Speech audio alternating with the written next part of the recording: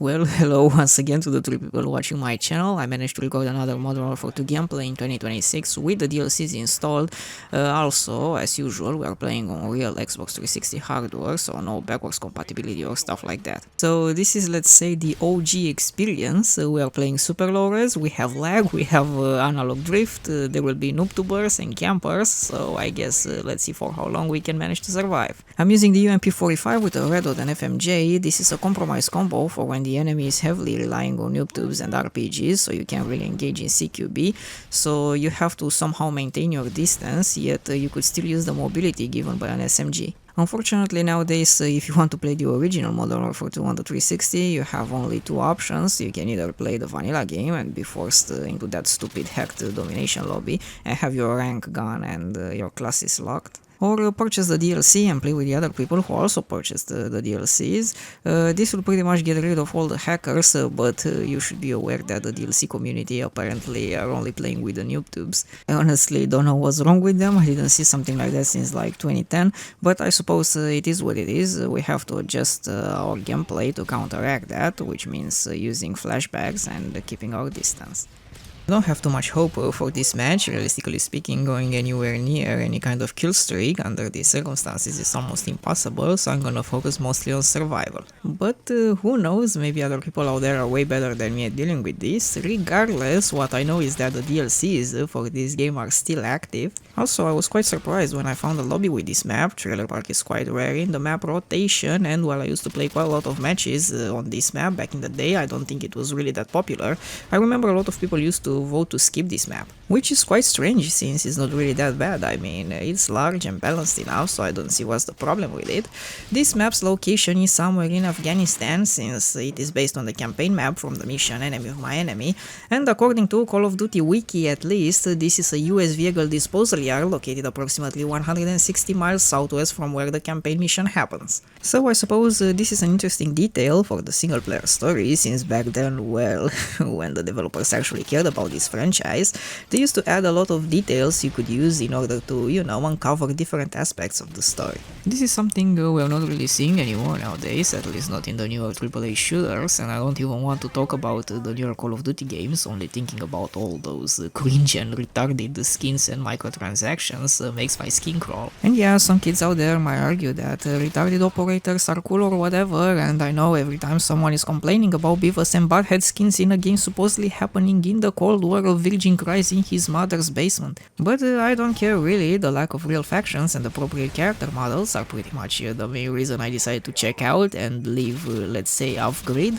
by playing the classic Call of Duty titles instead. And look, in modern Call of Duty games everyone is complaining about the skill-based matchmaking, the time to kill, the campers and so on, and that's not really the problem. I could deal with the SBMM or the campers or whatever, but man, the moment you're forcing me to play with some non-binary woman or whatever the fuck she is with a pirate eye patch and dressed like a clown, or the game supposedly happening in the Cold War, then I'm out. And you know, I don't care, it can have the best gameplay ever. I don't want to play as a fucking clown. I wanna play, you know, as a random no-name soldier, either on the US or the Russian side, and that's it. And man, I'm not gonna lie, witnessing the enshittification of this series, which we grew up with, is quite upsetting, but since we can't do anything about this besides simply not playing them, I suppose it is what it is. Maybe we have to accept that we aren't the target audience for Call of Duty anymore. By the way, now if I think about it, maybe I should use the noob tube this match as well. As the saying goes, if you can't fight them, join them. That could save us from a lot of troubles, but now there is no going back. We are too deep into the match, and we already died too many times to make a difference. Once again, if you decide to play this game in 2026, well, the only option you have really is to play with the DLCs, due to hackers making the non-DLC lobbies unplayable, so the RPGs and noob tubes will be a problem you should be aware of. And I mean, yeah, not really a problem, since it is part of the game, and that's part of what made this game so great, but it's more like a small annoyance, you know, you'll have to deal with. So maybe if you're going for nukes, consider using assault rifles that are somewhat effective at medium to long distance. Maybe something with low recoil like the ACR or SCAR-L, but I'm sure you already know what to do. As you can see, judging by my terrible gameplay right here, I'm not really in a position of giving other players advice. But regardless, even though this is objectively a bad match, I'm still enjoying playing this game. I love the vibe of this map as well, the color palette is also great, it looks similar to a summer afternoon, I guess. You also have a lot of hiding spots and rushing paths, so overall it should be a great experience. It also looks amazing rendered in 720p, that's the original Xbox 360 output for this game, even though you set it to 1080p in the console settings.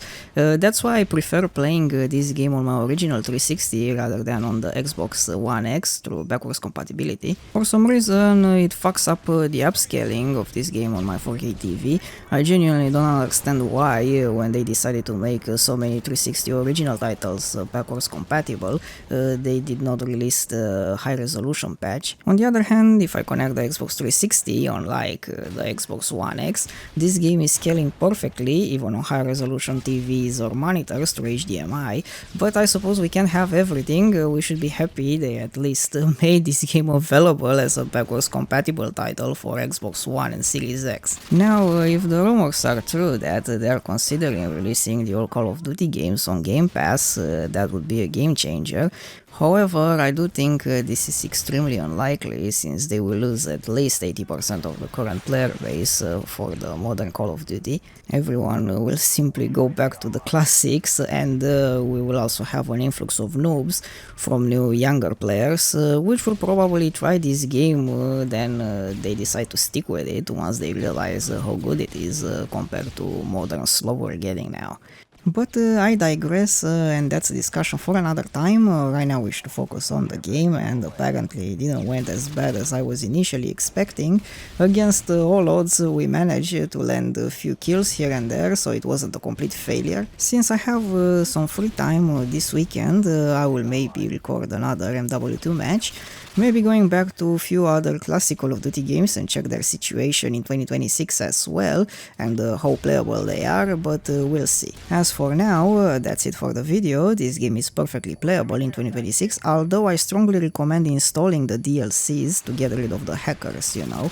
This is essential if you want to find normal lobbies and have fun without being forced into that retarded domination lobby. But anyways, this was MW2 in 2026 on DLC map Trailer Park. Thanks for watching and see you later.